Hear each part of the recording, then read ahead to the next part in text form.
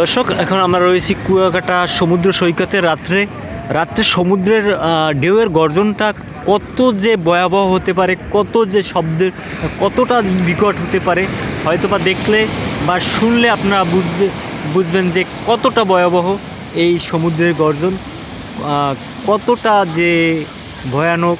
বা হয়তোবা দেখতে অনেকের ভালো লাগে, সমুদ্রের শব্দটা শুনতেও হয়তোবা অনেকের ভালো লাগে, আমাদেরও ভালো লাগে। আমরা সেই জন্য সমুদ্রের সৈকতে এসে সময় কাটাচ্ছি। কিন্তু বাট